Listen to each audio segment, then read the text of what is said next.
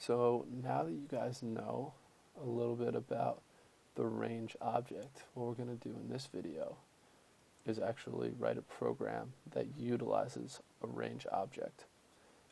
And we'll try to do it in somewhat of a real life scenario. So let's say that we have our new Ruby file, and we'll call it Ruby range.rb.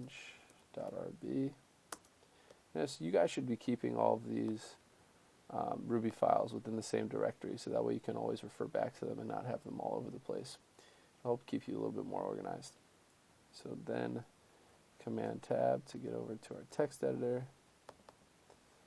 and we have our Ruby range file ready to work with.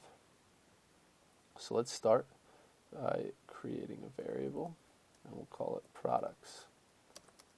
And we have a bunch of products that have IDs. So we have product 1, product 2, product 3, product 4, product 5, product 6 that sit at index 0, 1, 2, 3, 4, and 5. So let's say our boss asks us to create a new array for products 2, 3, 4, and 5, because those are the products that are going to be on sale tomorrow. So you want to just work with those items.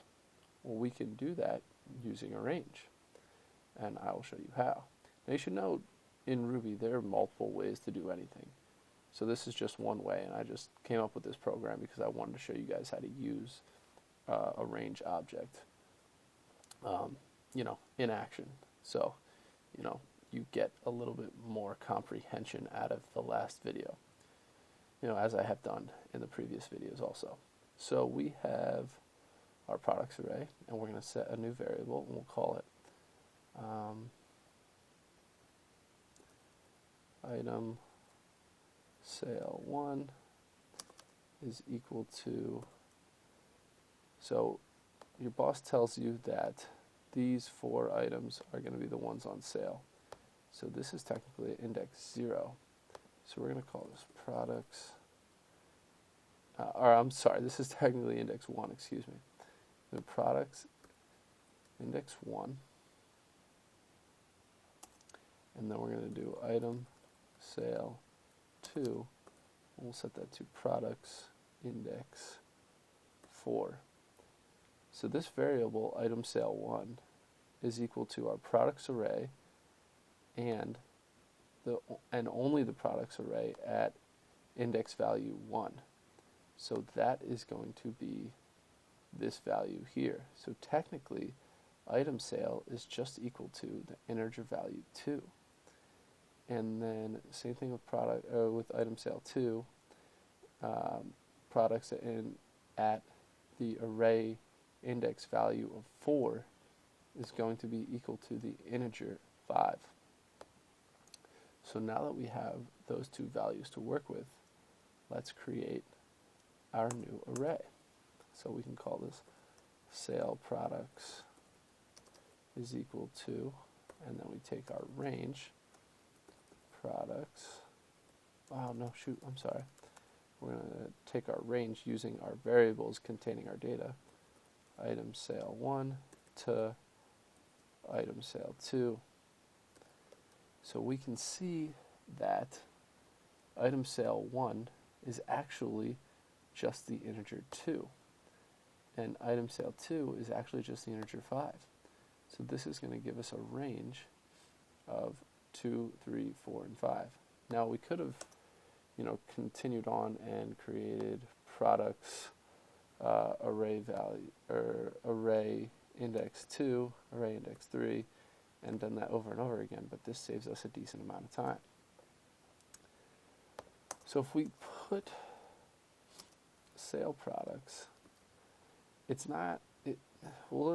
show you what that does exactly in the terminal, and let's go and run ruby range.rb.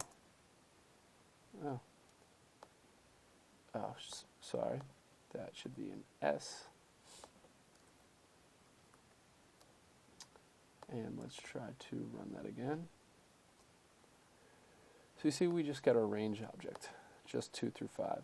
But what we can do is we can turn, well actually, let's see this. So going back to our terminal, if we go into IRB, and we have a range of 2 through 5, and we call methods on that, let's see what we can do with this.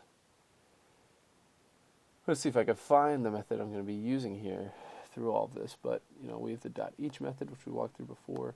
Right now we're looking for the .2a method. Okay, so here it is. So this method is going to allow us to convert this range, which contains the values 2, 3, 4, and 5, into an array containing the values 2, 3, 4, and 5. So let's go back to our text editor and call to, actually we could just do that right here, 2a on the range, and it would have worked here also.